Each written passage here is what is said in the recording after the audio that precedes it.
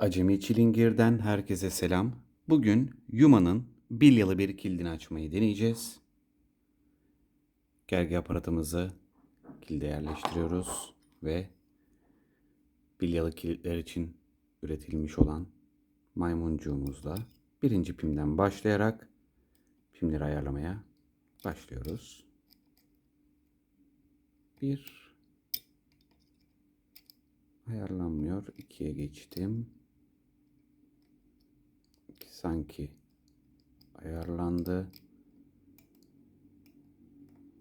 3'te herhangi bir şey yok. Sanırım 4 çok sıkı bir şekilde tutunuyor. Şu an onu ayarlamaya çalışıyorum.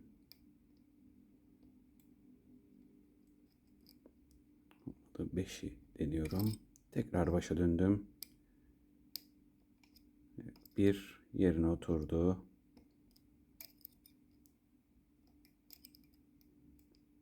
İkide gene herhangi bir şey yok.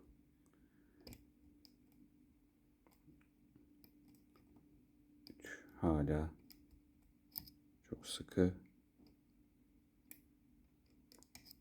ve kilidimiz açıldı.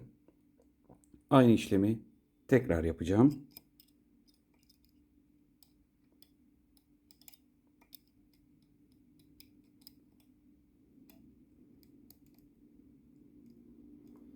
Şu an 2'deyim.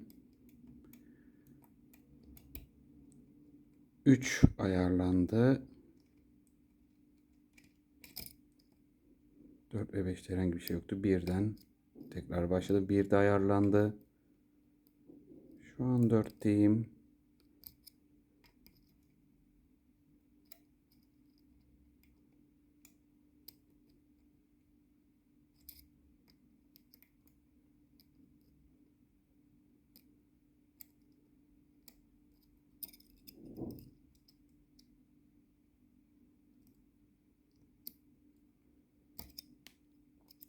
Tüm pinler ayarlı. Sadece 4 takılmış durumda.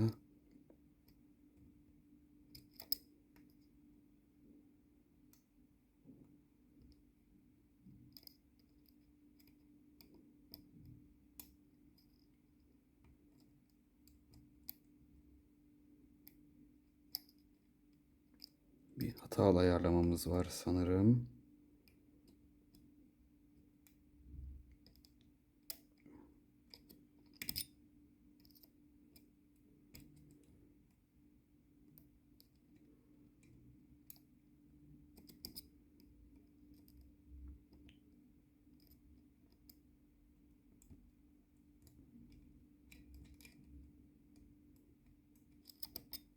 Birazcık baskıyı azaltacağım. Ve kilidimiz açılmış oldu.